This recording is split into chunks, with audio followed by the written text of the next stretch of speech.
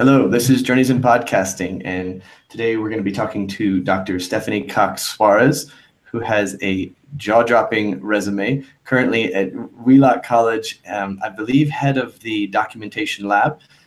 So I wonder if you might introduce yourself and explain how this got started. Good afternoon, everyone. I'm Stephanie, and I've been at Wheelock for over 20 years, and we're in Boston. And I've been involved with research with the Project Zero Making Learning Visible group. I was one of the maybe phase 2 or phase 3 research, and they were looking for teacher educators to think about documentation in higher education. So that was really interesting for me to think about practicing what you preach. If you're going to have teachers learn about documentation, what does it feel like to be documented while you're learning about documentation?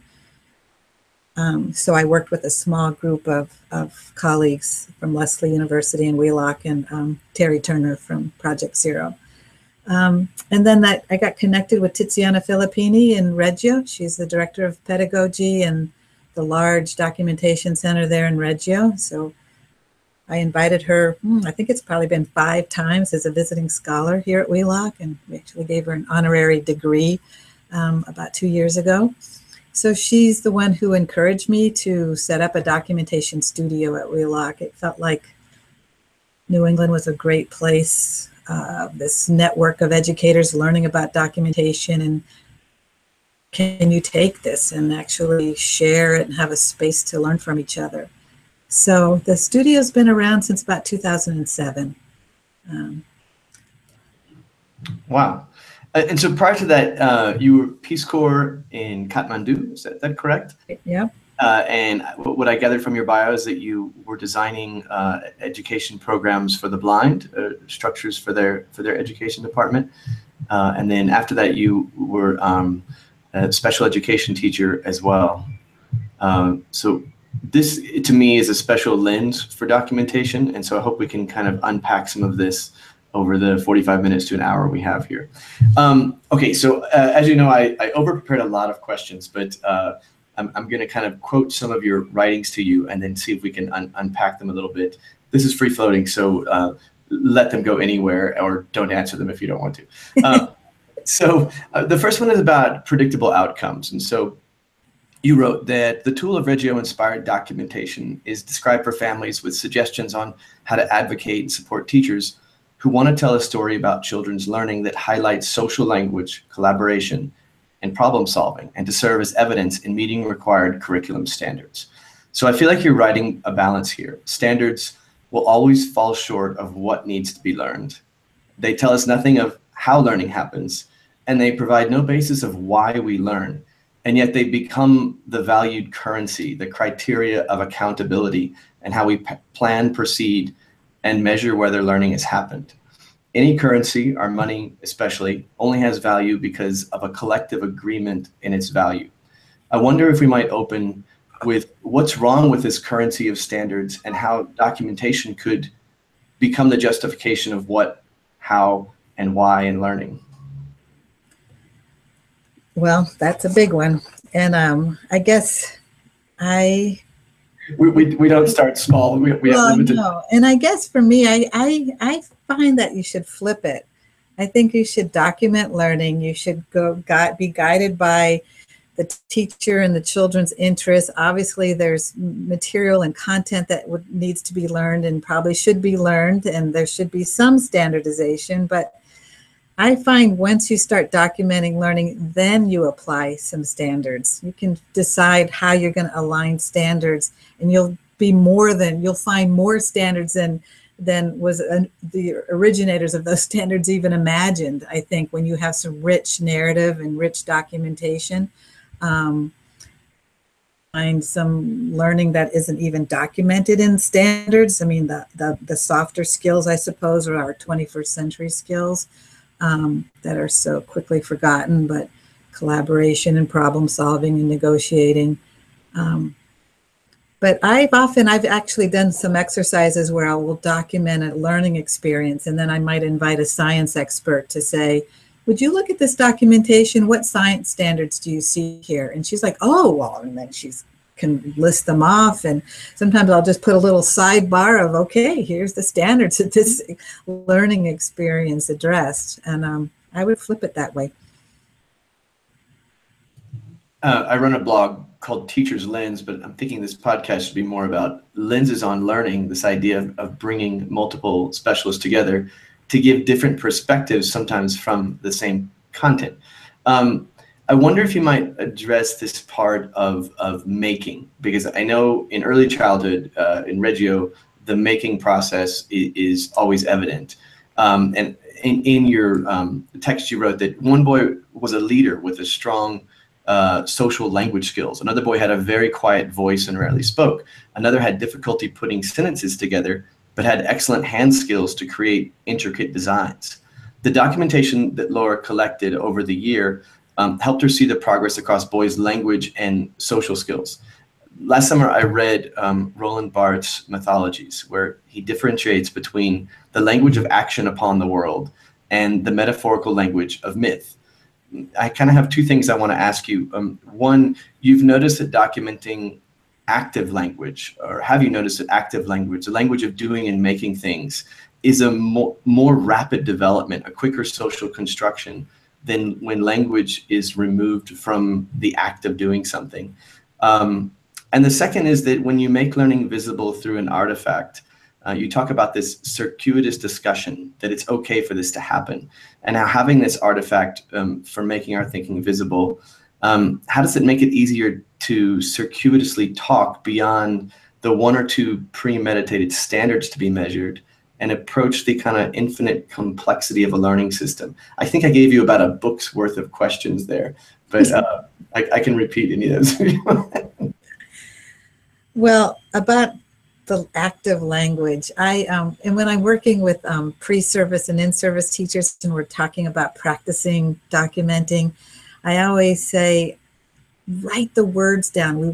Don't just say the child picked up the pen and then he looked at his friend and then don't describe it in a passive way. As best you can, pull out the actual words that the child said. To me, that's really powerful, and then we can interpret it later. So I think the active language is really important and much more meaningful. I think people would rather read the actual words of a child. And I've often had children know, when I document, I use my laptop and I can type very quickly. And I've had children look at me, they're working in a group and they'll look at me and say, "Did you get that? Can you read it back to us?" And I love that because they know I am listening so carefully, and and they might correct me and say, "No, I didn't mean that." And then they'll tell me what they meant when they were trying to describe something they're working on. I'm not sure that's exactly where you were thinking about with active language, but for me, that's what resonates with active language and really in the moment in capturing children's words. This to me is an ethnography approach to this idea of showing, not telling, which is pervasive throughout the TC reading and writing program, or if you look at design thinking, mindsets and methods, that idea of not trying to interpret it, but actually show it, so that the multiple perspectives can be pulled out of that. Is that kind of what you mean? Yes, exactly. I think there's a lot of hand in hand with ethnography, and really the whole point is why would you even do this? It's really to get multiple perspectives in a situation like you're talking about with other teachers in a podcast or professional development, or sharing it with a family or sharing it with the child, which I think is really important. But you got to also ask, why are you doing this? And there's no point in doing it unless you're really going to interpret it and reflect and share it. About assessment, thinking quality, not quantity. You wrote that she finds a few minutes during the block each day to not only encourage, but to model for the boys how to listen to each other, how to refer to each other by name, and how to build on each other's ideas. This is one brief moment in a year-long study led by 5 boys who were 4 to 5 years old toward their design of the best marble ramp in the world. She took a few minutes a few minutes each day for weeks to listen and to write notes, take photos, and to video. So this idea of keeping feedback and student conferencing real when you have 25 to 30 students is a monumental feat. I know, and for beginning teachers, you kind of get swamped in just trying to cover the assessments of everything.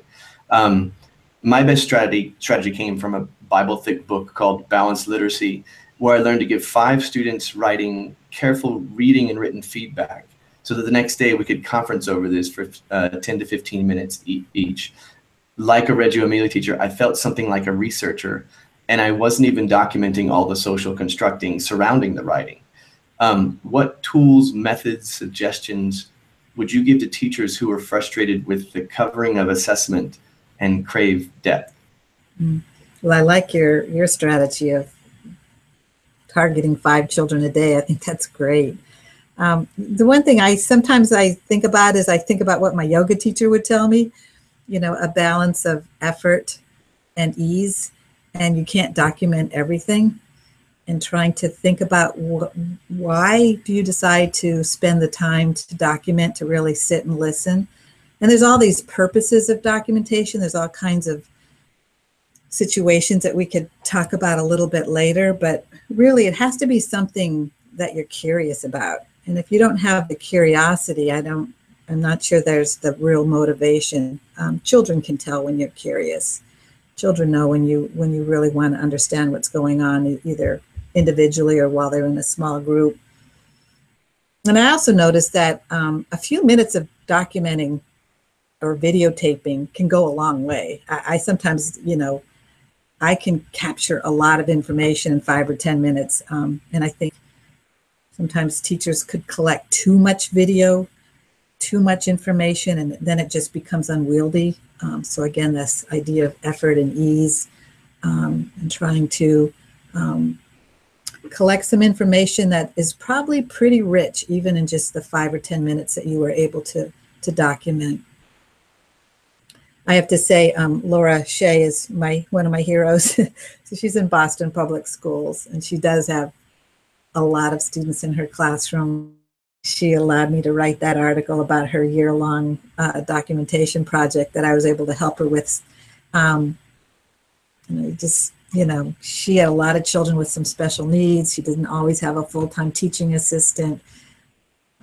And she's very creative in finding just those 5 minutes here and there to document and to keep ideas moving along and having children know that they're being listened to in a very real way. So it's impressive. Yeah, so I've seen it repeated in your writings and some of the other Making Learning Visible and Reggio literature, this idea of having the purpose of your documentation in mind, and that following that purpose. And yet sometimes I feel like what I've learned when I review documentation, and I don't think I've done it quite as in depth or as purposefully as the Reggio Emilia program describes. However, what I have learned just by going through student recordings, by listening to myself in discussion with them, by listening to discussions by themselves, is a really close listening and to the process of what's going on, and finding the purpose post-production that, documenting discussion is kind of wondering, okay, well, what can I use this for? And then as I actually listen to it, I realize, no, this is the assessment right here. Here I can find and define what I want to teach next. There's a lot of continuity play there between the moment of documenting and the next day and things like that, which we'll get into in a second because you mentioned that as well. In methods, Meredith Dodd, I saw her giant spirals of documentation where she has dictations of every conversation she's had for like 7 years. And then you also mentioned taking photos and videos, which you just warned not to take too much because it can get really wieldy to digest, but maybe just video clips. Outside of those 3 methods, any advice on like how to package those, or how to reflect on them, or how to create inputs from different players in the learning environment? Yeah, I'm just going to give you two that come to mind right now. I tend to use PowerPoint. So if I've got a group of children and I've got my laptop, I open up a PowerPoint blank, got my slides ready, and I just start typing the words I hear from the kids next to me. I'll grab the camera when it looks like something. This isn't. I see some good engagement here. I'm going to get a shot of that. Or I see hands on paper. I see children pointing to somebody else's work. I want to capture that. So I'll write in my PowerPoint slide, see photo boy or whatever, something that's going to remind me when I go back to my camera. And I might set up maybe 4 or 5 slides of that interaction. And then that way later I am reminded of which photo is a good match with that, with that conversation of children.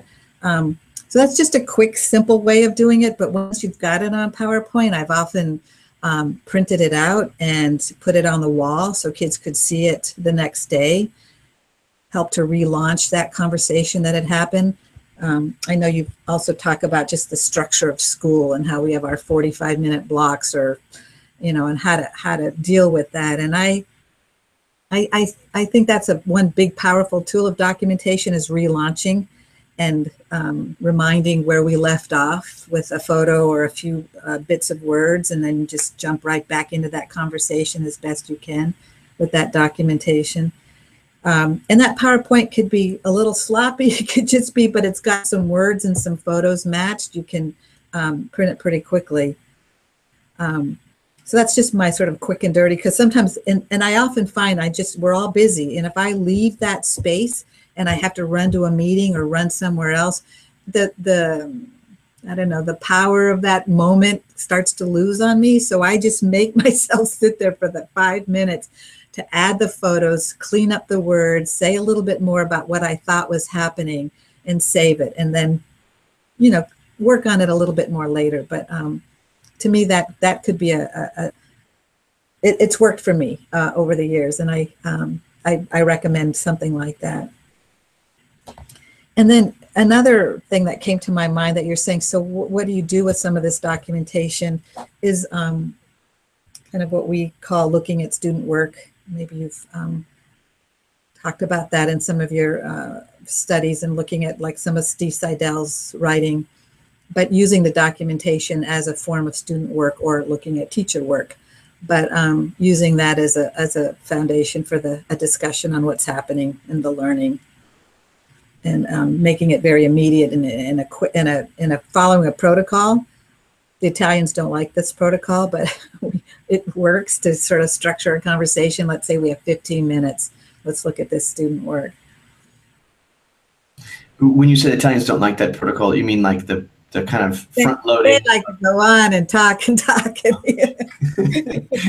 elaborate and circuitous. And if we say, we've got a teacher meeting that's 45 minutes and we're going to devote 15 minutes to look at student work, it helps to have a protocol, which means there's a set of questions and guidelines in how to address this piece of work.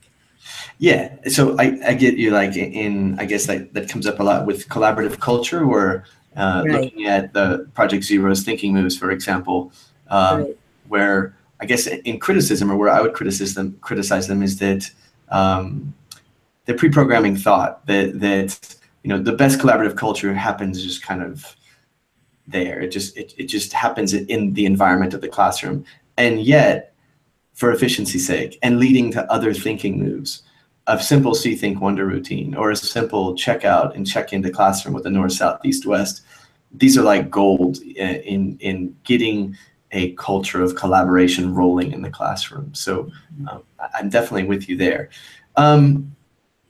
So I came to Reggio Emilia through Hectalina Donalo, who started and ran a Reggio Emilia program in Barranquilla, Colombia, at Colegio Parish. And even though I taught 2nd and then 3rd grade there, I received these students who'd come out of the Reggio Emilia program, and I was tending towards a project model, even though I wouldn't call myself project-based learning, but I would definitely go for these kind of thematic, long studies. And the kids just ate it up. Like it's kind of like they'd been what happened to this part of my life that was here 2 years ago, and now we have it again. So I want to focus on this idea of what students can do, and going back to Laura again. So you say when Laura reviewed all the documentation she collected, she had evidence with clear examples of how the boys had developed skills of problem solving, negotiation, and science concepts of height, movement, and force. As parents, we often know what our children are capable of doing, but these strengths may not be evident in a standardized test. As a skilled teacher, Laura used the boys' deep and engaging interest in block play as an opportunity to collect documentation that had also met critical kindergarten standards. So going back to Hectalina, in my first teacher observation from her, it looked like this. She came in, she sat with a student, very ethnography style. She stayed for an hour. She wrote pages of notes. And then in our recap conference, she proceeded to tell me in detail every amazing thing she witnessed going on in the class, not one negative comment. She changed what is normally a demeaning experience of being observed. And then later she brought me literature books in areas where she had seen a passion, or maybe where she had seen an area of weakness. And of course, like, I immediately wanted to create this same kind of experience for my students, of plussing everything they did through documentation.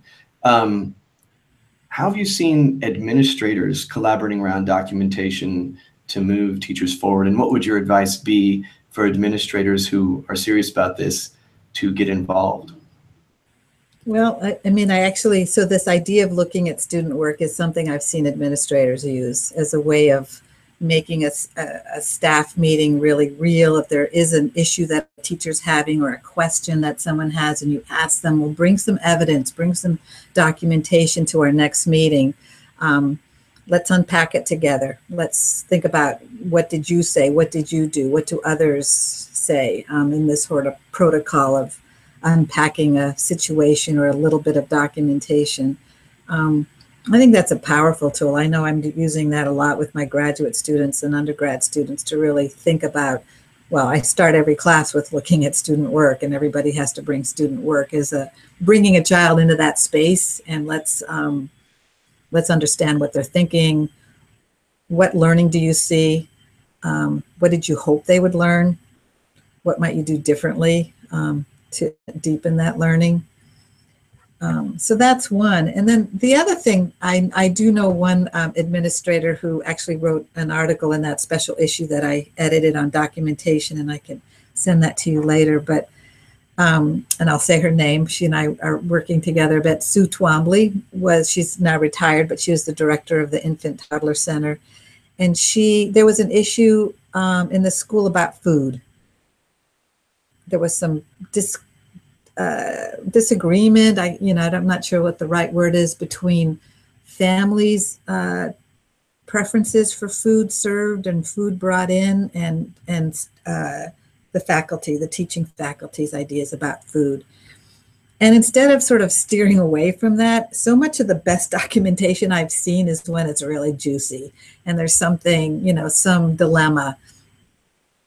And to use that and to just be right up front and transparent about it.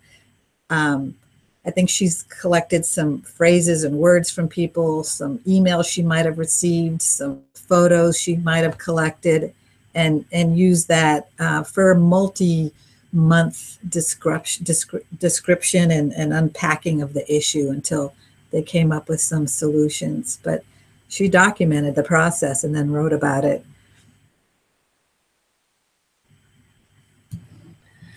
Sorry if these questions are kind of jumping from place to place, but I kind of wrote them out.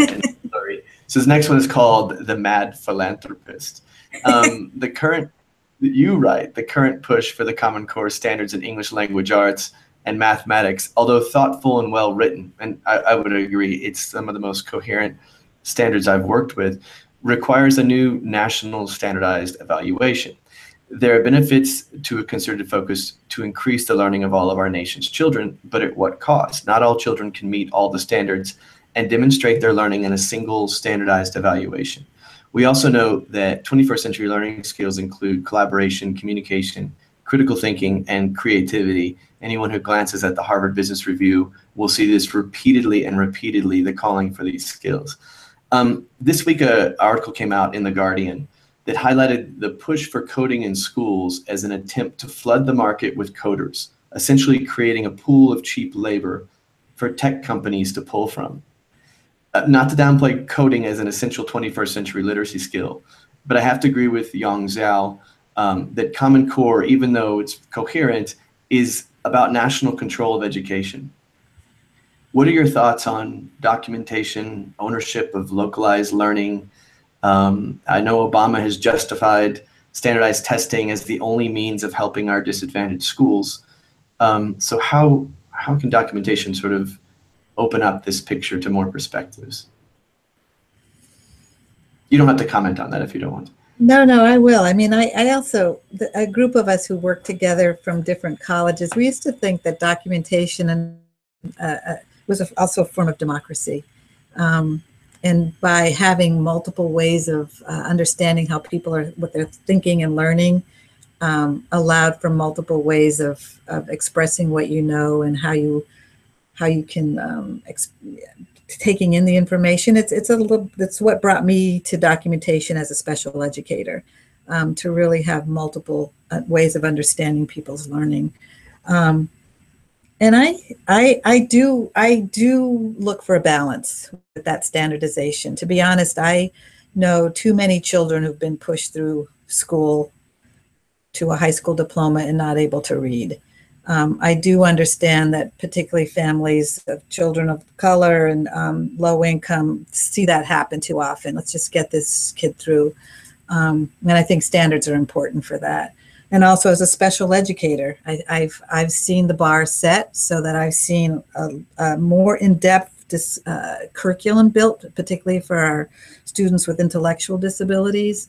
Having access to the general curriculum is important. So I see a balance there. And I don't see why documentation has to be at odds with that. I think we need to figure it out. I think we have to figure out a way how we can still have a high bar for learning, but have multiple ways of showing how people have reached some standards, and how to find that narrative, and that it can't all just be a narrative there on what we've learned about children and what they can express to us. Let's talk about that idea of the narrative. When I started reading your research articles, you hooked me right from the get-go when you talked about learning as a narrative and how documentation threads that narrative.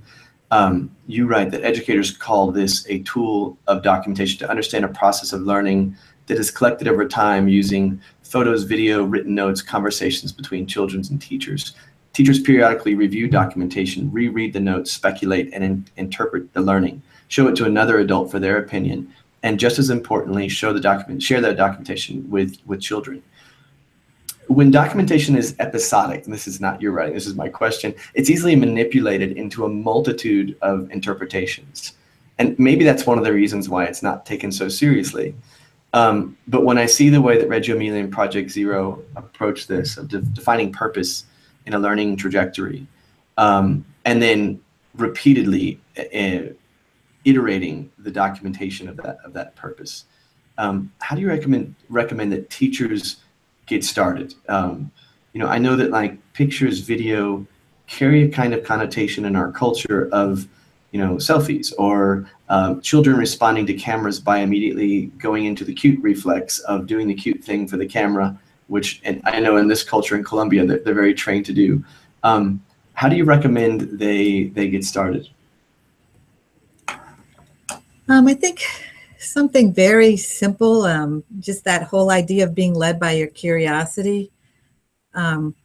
Sometimes I'm lucky enough to get to go into a classroom and I've been asked to just see what's happening and to document. And, I might sit there for 10, 15 minutes and then watch a little girl look at her paper and then run to a wall and then back to her paper and run to a wall and back. And it's like, what's happening? And to realize that she sees a word on the wall that she can't remember the letters enough to write them down. She's 4 years old and she's trying to, the visual memory that it takes to write a word down is requiring her to run back and forth. But to see her put together a sentence that the teacher hadn't realized she could even put a set of words together, So it's kind of those moments in time, and that's where I would start, is just some moments in time. Again, situation of a young boy in kindergarten, morning meeting, everyone's been chosen their job, everyone gets up and it's time to move along, and he's still on the rug, and I can tell, I can see it's going to happen. He's going to get reprimanded. Come on, Adam, it's time to move on. You chose blocks. Why aren't you at the blocks?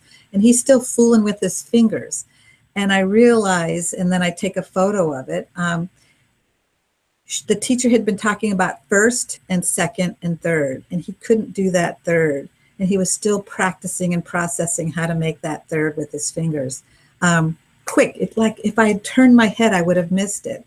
But to capture it and take a photo and then show the teacher later, for her, like, oh my God, I think those things happen all the time. I think from my gut feeling, children want to learn. They are learning, they're processing, they're engaged. And we're so busy and so quick to make a decision about why someone didn't move on off the rug to their block area when they just needed a little more time. So I think once teachers get a moment, sometimes I say to a teacher, get a special hat, put this baseball cap on, and that's your observation hat. And all the kids will know that this teacher's taking 5 minutes to observe, and it's allowed, it's okay. See what she sees, see what picture she might capture, or a few words she might note. I would start really small like that. As you're saying that, I'm just thinking of like my first, bringing a video camera into the classroom, and it was with that exact same goal. That as a teacher, you see, or maybe you don't see, but you could be seeing, there's 1,000 incredible things that happen in every day. I mean, literally, if you've got 25 kids in the classroom, something magical is happening. And so if we can just start capturing little of those points, you can turn the most negative environment into an incredibly positive experience. The second would be the curation. I really got excited about this idea years ago. This is very labor intensive. I don't recommend people do this unless you just really want to delve into the narratives of student roundtable discussions. So we had this thing called Reading Symposium at the end of the week, and the goal was to make it as student-led as possible, kind of like a Socratic circle. In fact, it's based out of University of Chicago. And so what I would do then is take that home at night and just thread together the most intelligent things a kid said. And when you played it back, it sounded like the kid had just written an incredible essay in oral form. Whereas the original version, of course, has a million, I forgot what I was saying, like all of these kind of stumbling moments along the way. And so my goal, of course, was to just boost this kid up and make them feel as good as possible, but also for the teachers to see that as well. Oh, you've disappeared. Have I lost you on the network? Oh, so now this has turned into the monologue narratives. Wait just a moment, and hopefully she'll get back on.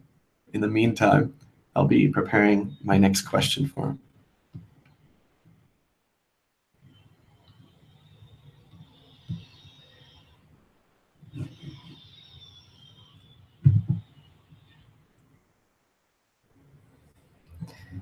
I do feel a little silly just being in front of the camera, but I guess we'll keep waiting. Let me email her and see if something's happened to her network. This is why I never do podcasts by myself.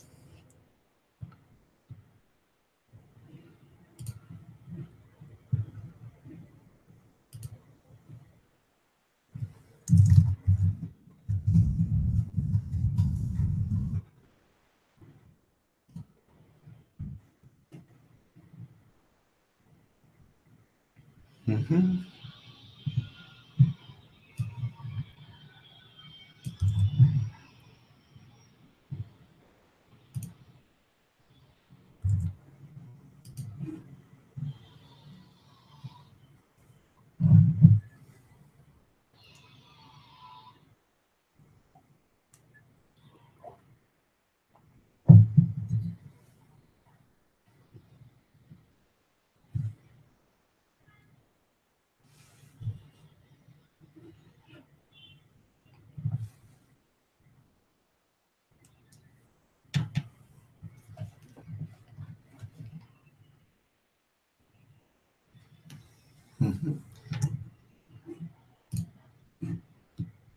We're going to keep this open live for a few minutes. Hopefully she'll get back on. I'm sure that the battery ran out of the computer or something was disconnected. Hopefully it's not from this end.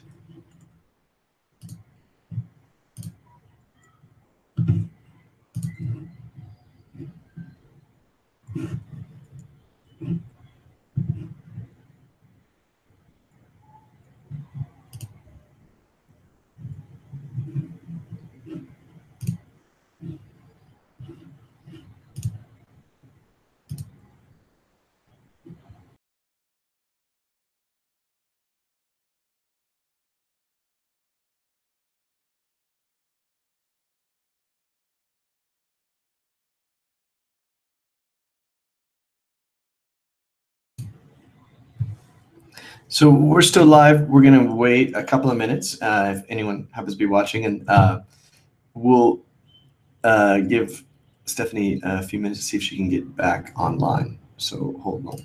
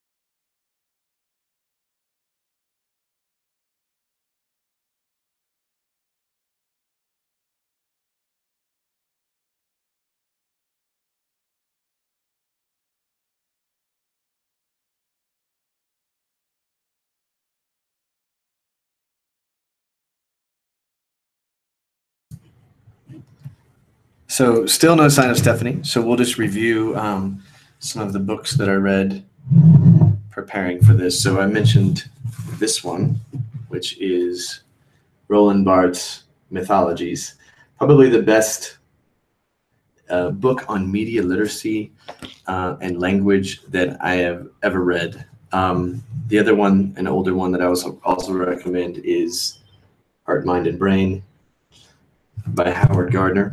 In particular, the chapters, The Child is an Artist. There's a chapter called Max and Molly. And there he talks about the documentation of different ways that children use illustration. I'm trying to see what I'm holding up. So that's Max's illustration, where the actual creation of the illustration is the narrative.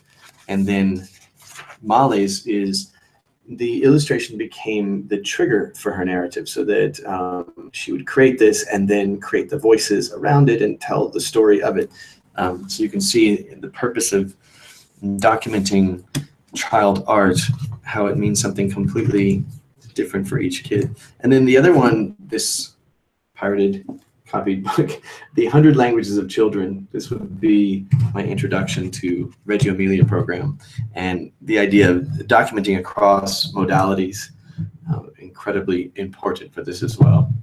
I'm going to try once more to email Stephanie, and we'll hold on for another 3 to 4 minutes and see if she comes back up.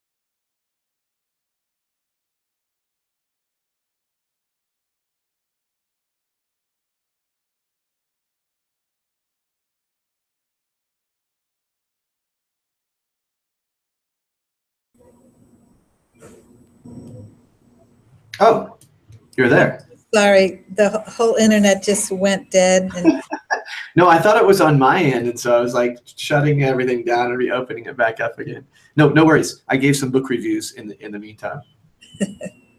Um, Let me reorient where I was, and just time's sake, I know you have a meeting at 3. Is that correct? no, at 4, and I need to walk about 10 minutes to get to another campus. So Oh, okay, so can we go like 5 more minutes, or? yes, that'd be great. I'm so sorry. I'm sitting in the hallway now. No, no, no worries. It's okay. This is very improvisational. So I'm going to quickly move to another question, and we'll try to get 2 more in if we can in 5 minutes. So I'm going to talk really fast. So this one is called process and product. And you wrote that if just shown the final ramp design, the viewer could not possibly appreciate the depth and range of conversation exploration, social language skills, and problem solving that went into this year-long conversation to reach the final design. So in our mythology of school and learning, traditionally we look at products, usually grades, maybe a test, a published paper with a rubric, etc. Carol Dweck unpacks this in The Growth Mindset. But in a recent talk with Corey Rosseth, he really emphasized the idea of peer relationships and cooperative goal structures as great indicators of how learning happens. How does documentation not just highlight the magic in the process of learning, the student at the center, but also the collaborative nature of a learning community? Well, it's hard to document learning of an individual unless they do a lot of really good writing and math work, right? So the best documentation is when it's group learning, and you really hear children talking to each other and negotiating and, working off each other's papers, etc. Although I've certainly collected documentation on individuals, but I think a true value is really this idea of group learning, and how children can be inspired by each other and learn from each other and extend ideas with each other, and illustrating that for them as well. Having them, I've had teachers take some video and then at the end of the day meeting, show some of that video. And you have to show it twice. First, you got to get through the giggles, and then you got to watch it again, maybe even a third time, to really, what do you see? What did you hear? What did you see and hear about how we work together as a group? What are some things we should remember? Or what advice might we give to another group to be an effective learning group? I'm glad you said this part about the giggling, because I feel like there is a definitely onboarding process. When you bring in recording equipment into the classroom, you have to kind of demystify it. Like in the beginning, the kids all want to give fingers to the camera and smile and turn. Or even with teachers, I've been working with teachers before who I'll hand them a documentation instrument, and they go around stopping kids from the process of learning so they can turn and smile for the camera. And I'm like, no, this isn't scrapbook creating, we're portfolio creating. I want to delve into process and make the camera invisible, so to speak. So I definitely find your point there. And then something about the immediacy, like the faster with our digital devices, this idea that we can look at these things literally right after. And you mentioned this metaphor of sports and musical training, of how this is a healthy way that professional sports teams use to, at halftime, review play by play, what went on and what their new strategies will be. Why wouldn't we use that in lifetime learning? Does that make sense? Right. We spent so much, oh my gosh, right? The amount of money and time and game on sports, and we watch it over and over and over again. I would love to see it over and over again when a child gets it, or that aha moment happens, or 2 kids who weren't getting along very well earlier in the week have finally figured out how they're bonding and collaborating. Those are magical moments. I would love to make that even more visible in just the general public. I would love to see more documentation of children's learning in the newspaper, this podcast, maybe we create a podcast of children's learning. And well, it's funny you said that, because I attempted to change our publications department, which is really big, into a learning documentary, establishment, and it was kind of an uphill battle.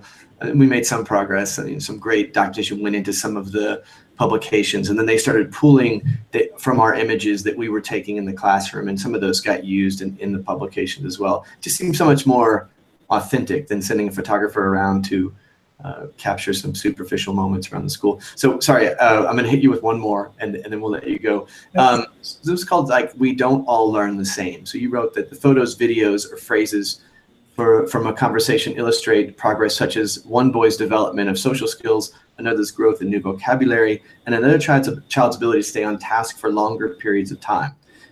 You, coming from special education, have worked with individualized education programs. How does documentation reveal that although we use standards as guideposts, kids do not all come standard? How can documentation be every student's IEP? I love that. I think we all need our own IEP. That would be the ideal.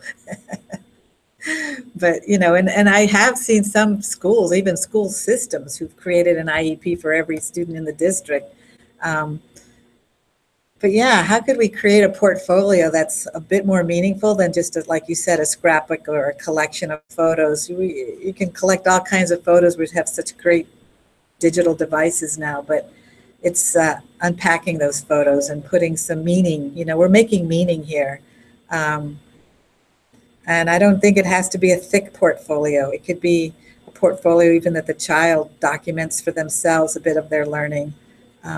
My children went to a public school, and I loved mid-year, the children did they made part of their own portfolio. And so the parent-teacher conference, it was really a parent-child conference. The teacher left the room, and it was the child's, even starting in 5th grade, would show some documentation of their learning. And it was their responsibility to illustrate what they'd learned so far. I'd love to see more of that happening. There's so much more I would love to ask you, but I know that you have a time constraints. One thing I didn't get to was the idea of documentation as product of learning. So for example, monologues given by children that they prepare for and iterate, or screencasting, for example, opening up this idea of private speech, that when a kid isolates and creates their own media product, you often get something completely different than what they would do within the social presence. So kind of balancing the strengths of your environment, letting students use the cave, but also use the watering hole and the campfire as well. But we save these for another discussion. How might people find what you're doing at Wheelock College, and where might they find more of your work or examples of great documentation happening?